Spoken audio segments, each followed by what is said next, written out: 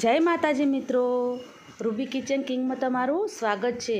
તો આજે આપણે બનાવીશું વેજીટેબલથી ભરપૂર એવો ઉપમા, જે એકદમ ખાવામાં ટેસ્ટી લાગે છે અને સવારમાં આ નાસ્તો તમને મળી જાય તો ખાવાની મજા જ પડી જાય।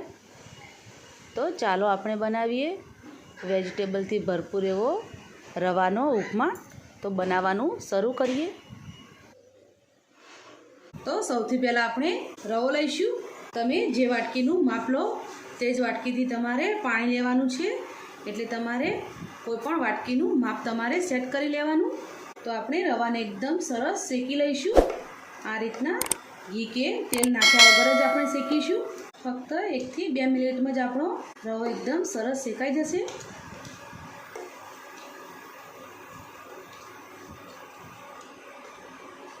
અને હવે આપણે 2-3 ટેબલસ્પૂન જેટલું તેલ નાખીશું। તો તેની અંદર આપણે મગફળીના દાણા નાખીશું। તો આપણે મગફળીના દાણાને તળી લઈશું। આ ઉપમા તમે ઘીમાં પણ બનાવી શકો છો। આ રીતના થોડા ફૂટવા લાગે દાણા એટલે આપણે તેની અંદર 7-8 કાજુ નાખી દઈશું। ઉપમાની અંદર કાજુનો સ્વાદ એકદમ સરસ લાગે છે। જ્યારે તમે આ રીતના તળીને નાખો તો એકદમ સરસ ખાતી વખતે ક્રિસ્પી લાગે છે, એટલે ઉપમા ખાવાની એકદમ મજા આવે। તો આપણે કાજુને પણ તળી લઈશું। આપણા સિંગદાણા અને કાજુ સરસ તળાઈ ગયા છે, તો આપણે તેને કાઢી લઈશું। અને હવે આપણે તેજ તેલની અંદર આપણે 1 ચમચી જેટલી રાઈ નાખીશું। તો 1 ચમચી જેટલી આપણે ચણાની દાળ નાખીશું। 1 ચમચી જેટલી અડદની દાળ નાખીશું અને બંને દાળને બરાબર એકદમ સાતળવા દઈશું। થોડી લાલ પડતી થાય ત્યાં સુધી આપણે સાતળવાની। ઉપમાની અંદર આ દાળનો સ્વાદ એકદમ સરસ લાગે છે। તમારે ના નાખવી હોય તો પણ ચાલે। તો દાળનો આ રીતના કલર થોડોક ચેન્જ થાય એટલે આપણે તેની અંદર મીઠા લીમડાના પાન નાખીશું।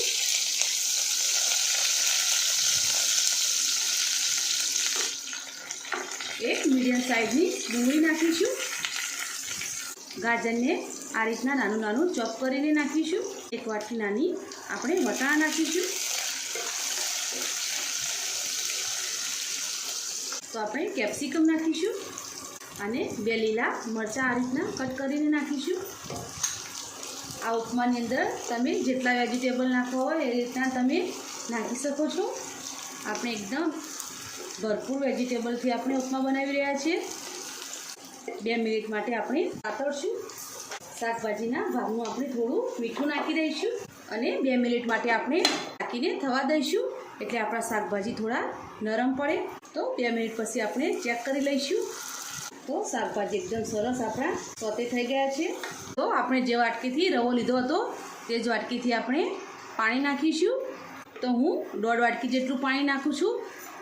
તમે 2 વાટકી પણ પાણી નાખી શકો છો। જો તમારે થોડો ઢીલો ખાવો હોય ઉપમા તો તમે 2 વાટકી પાણી નાખી શકો છો, અને થોડો છૂટો ખાવો હોય તો તમે 1.5 વાટકી પણ નાખી શકો છો।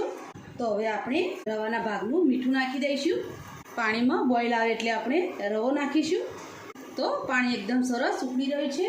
તો હવે આપણે આ રીતના ધીમે ધીમે રવાને નાખતા જઈશું અને એક સાઈડમાં આપણે હલાવતા જવાનું, એટલે રવાની અંદર ગાંઠા ના પડે।